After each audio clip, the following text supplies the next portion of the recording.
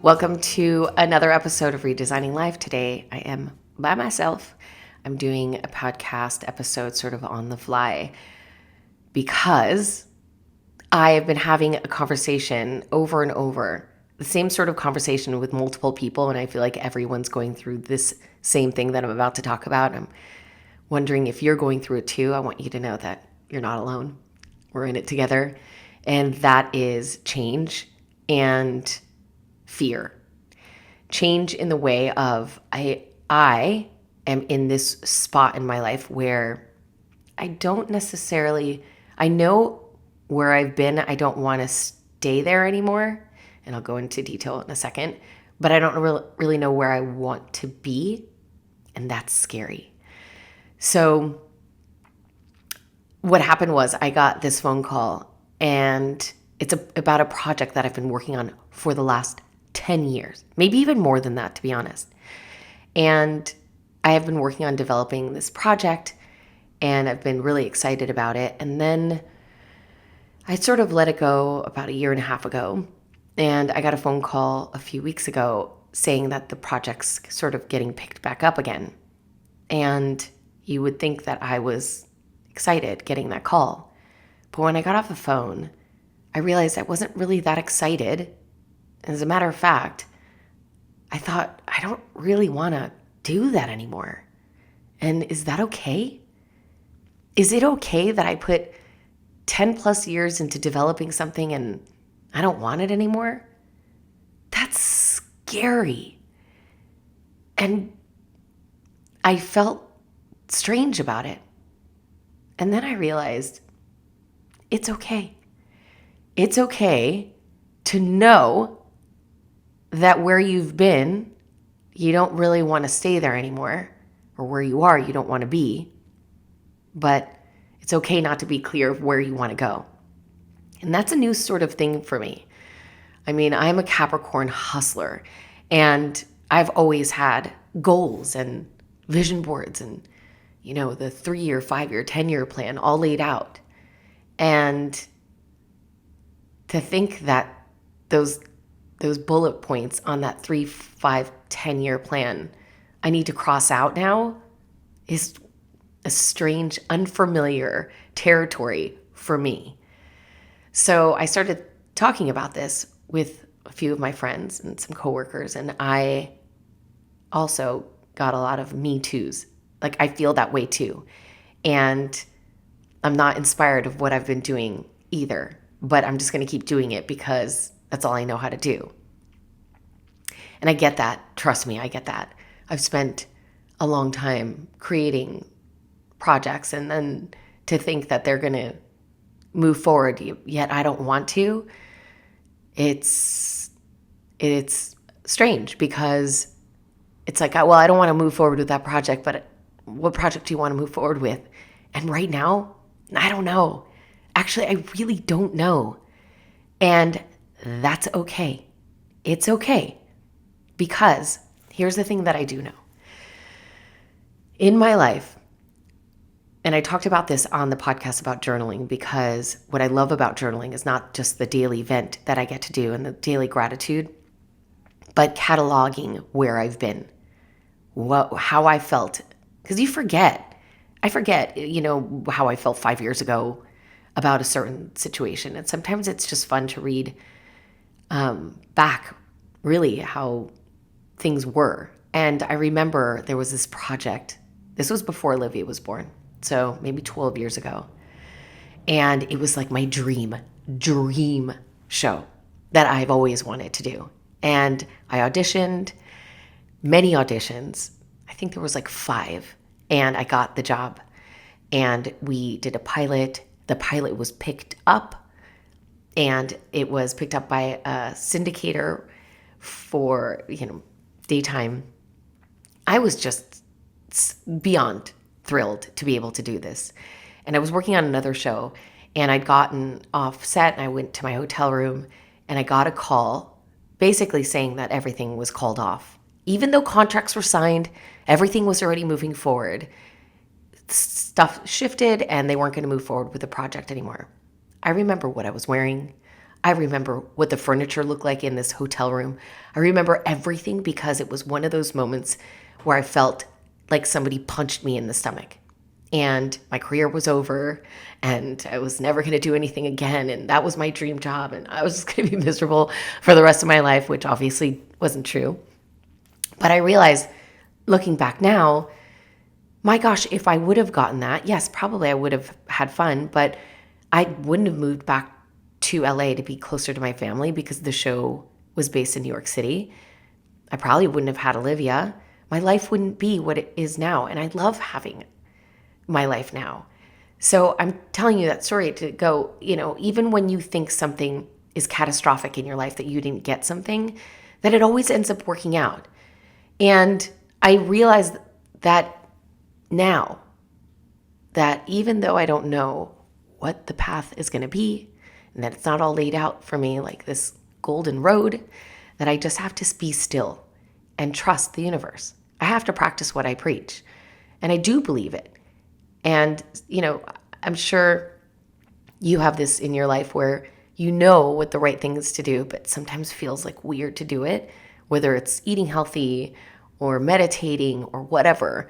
It's like, it's hard for me sometimes to be in that space of trusting the universe when I feel out of alignment or I feel a little turned around.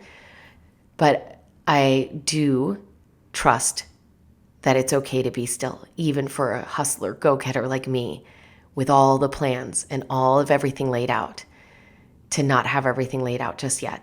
And I know it's probably just temporary. So if you are going through this too, which a lot of my friends are, that you feel like the things that you have been working on maybe aren't inspiring you as much anymore, and that you want to make a change, but you're in a little bit of fear, just take a deep breath.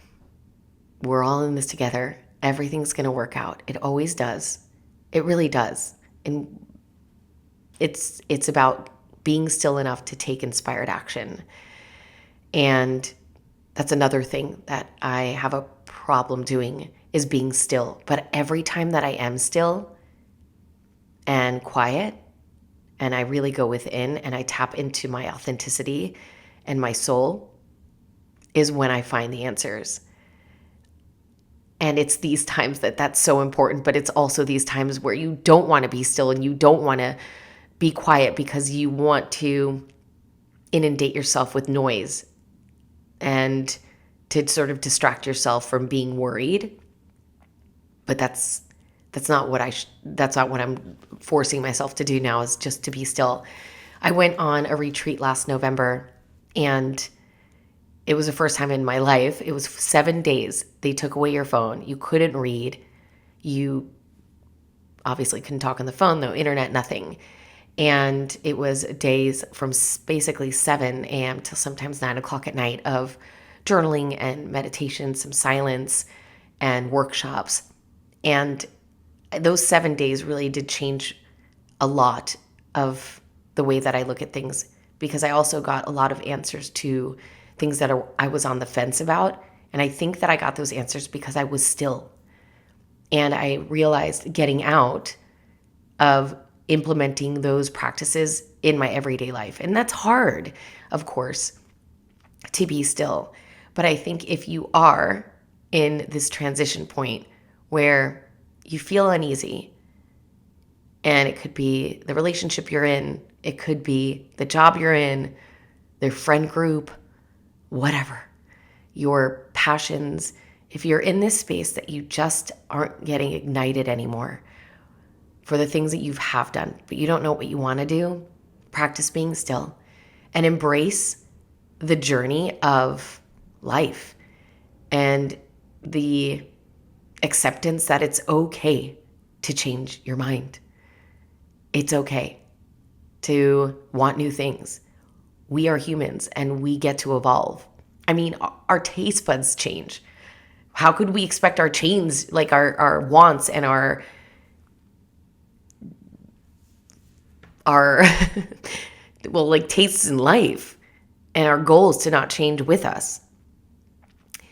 But you don't have to necessarily also face the change alone. And I think I was doing that at first. I was kind of scared to tell people, or to admit that I didn't want to do. And in my life, this has to do a lot with my career and things that I want to work on, as opposed to things that I have been, like sort of a shift in my message and what I want to do. So that's what I'm going through personally in my life.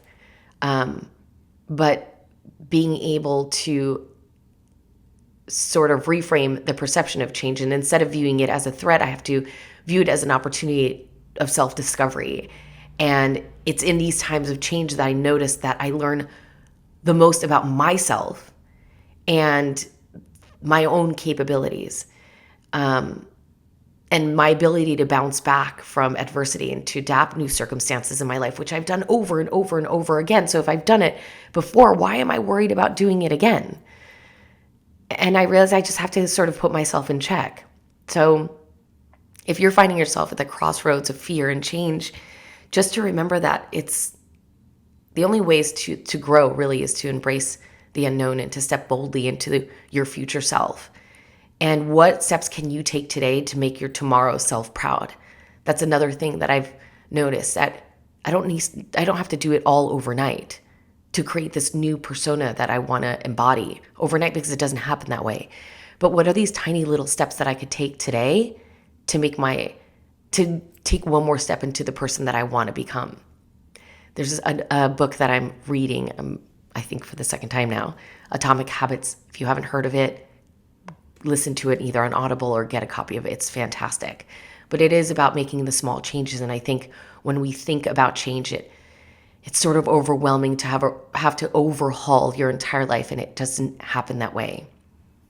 So realize that you can seek support with your family and friends. And I urge you to talk to your close ones about this, because when I feel like a bit of the loads taken off my shoulders, because when I do talk about the things that I want to accomplish and shift into, no one's like, "What? You're crazy." It's more like, "That's cool. Do that. And how can I help?" And it's sometimes we make these stories up in our heads that aren't true, of how people aren't going to accept you or be okay with you wanting to change the things in your life. And you'd be surprised how the people who love you want to support you and sometimes see things in you that you haven't been able to see yourself. I feel like I'm so in the forest that I can't see the trees. And so I've enlisted help too. I just hired a consultant to help me sort of lay out what my future self could look like with my career. And I'm kind of excited about that. But change is inevitable in our life. It really is the constant thing. But it's also scary because our subconscious mind, it's better to just stay in the familiar.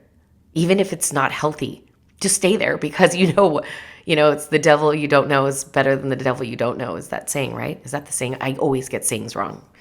I just didn't grow up with them, so I don't really know them. But that's not true. And it's about wanting more for yourself. And another thing that I've been sort of implementing in my life is being a person of my word, which is one of the 4 agreements, another great book, by the way. And really, really, if I say that I'm going to do something, I do it for everyone else. I've always have. But I started realizing the only person I haven't really done that for in my life is me. I will say to myself that I'm going to do X, Y, and Z, and then I don't. And I'm sabotaging myself. And every time that you do that, sorry, I'm going off on a tangent here, but every time that you say that you're going to do something and you don't do it for yourself, you stop trusting yourself as much. Just like if you told a friend that you're going to show up and constantly didn't show up, your friend would stop trusting you. The same goes for yourself. So that's another thing. During this time of change and transition, I am really taking that and taking it seriously. If I tell myself that I'm going to do something, whether it workout, eating healthy, not endlessly scrolling on social media to distract myself, that I really don't do it. And I've realized it's those baby steps that start lifting up my self-esteem to the point that I start attracting better things for myself. And I do believe that's how it works. It's about the things, you attract the things that you think you're worthy of. So this ties back into change. If you want to change any category of your life, start working on putting yourself into the mindset of creating the person that will be ready for your new opportunity. I've told this story before, but the whole reason I'm on HGTV, I was watching a documentary called The Secret. And back then, this was before it was on Oprah. I was told about it from a friend, and you could watch it online. It was like $4.95 to download. And I watched it. This was in 2006. And something clicked inside of me. And after I watched it, the whole secret is about the law of attraction and how you bring and manifest things into your life. And when I finished watching it, the next day, I was in like boot camp to be on TV. That's what I wanted to do, is to be back on TV, because I'd been on TV years and years earlier, but there was this like lull. And I went into this boot camp to get myself ready, TV ready. I didn't have a TV opportunity coming my way. I didn't even have an agent, I think, at the time. I didn't have anything, but I was working out like I'm getting ready to be back on television. And that's the way I saw it every day. I'm getting ready. I would start shopping for clothes that would look good on television, things that were solid and colorful and fun. And I just got a few pieces. And a lot of people in my life thought that I was crazy, but I didn't, because I knew that I was training to be my future self. And lo and behold, from the moment that I watched The Secret, 16 weeks later, I was on set filming Get It Sold, which was my first HGTV show. So if you're in this sort of in-between stage, like, who do you want to be? What little steps can you take today to sort of embody the new self that you want to be 6 months from now, a year from now, 5 years from now? And also know that even if you are scared of being in this transitional phase of your life, this is exactly where you're supposed to be. You're not late. You're not too late to start whatever you want to start.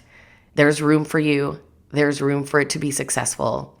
And you're exactly where you need to be, and embrace the beauty of the in-between and that space of endless possibilities, because the universe will guide you towards fulfilling your dream. And I realize that that's the space that I'm in now. And a lot of people talk about the journey after they've already reached their destination. Like, oh, I'm here now. I'm super successful. Let me tell you how I got here, which I love that story. Love that inspiration. But I'm telling you the story of I'm in that in-between time right now of wanting to develop something new, not really necessarily knowing what that looks like, but knowing it's not necessarily everything that I've been creating. So just ask yourself, what would you do if you had no fear at all of what anybody else thought, maybe even what you are fearful of? If there was no fear in your life, what would you create? Who would you be? Because if fear rules your life, then you're doing a disservice to yourself. And just know it's okay to change your mind. It's okay. It's okay. Embrace it. Growth, possibility. It's on the other side of fear. So I'll keep you posted. I know that I'm going to read my journal a year from now, and I'm like, oh my God, I did it. And one more little tool that I've been using, you might want to use. And it's in a lot of attraction books, but it's the visualization. And I think it was Esther Hicks. Maybe I'm getting that wrong, but it says to hold the thought for 17 seconds. So it goes like this, of being able, and if you don't even have 17 seconds, wake up 17 seconds earlier on your alarm. But to just close your eyes and visualize how you want to feel, what and what you want to do in your mind, and really feel it. And I did this, I'm doing it now, but I did this and it really worked when I got the job being Target's home spokesperson. I was on the train, like hoping this, and I had interviewed for that position probably 3 times, maybe even more. And I remember I was on the train and I just was sitting there closing my eyes, thinking about like working with them. And I was on like this photo shoot and the bullseye was behind me and the dog. And I was just like really happy, and I held it, and held it for so long. I think my eyes started tearing up because I was so happy. And at the end of that train ride, that one, I got the call that I got the job. I'm not saying it's that instantaneous because it's not always, but being able to really feel the way that you are wanting to feel and whatever it is you want to create in your life, and trying to hold that. Let's just do it for 20 seconds. You know what? I'm gonna one up Esther Hicks. Let's do it for 20 seconds. But just to hold it, and that's not a lot of time. And just feel that. Try to do that daily. But if you are going through this transitional time, this time of unknown, DM me, send me any messages. I read them all the time. And just know that you're not alone. We're all in it together. If you like the podcast too, please subscribe and rate it. Just give it stars. If you don't want to write a review, you don't have to, but I would love it if you do. Until next time, love you guys. Thank you for your support. Don't forget to get in touch. I'd love to hear your thoughts.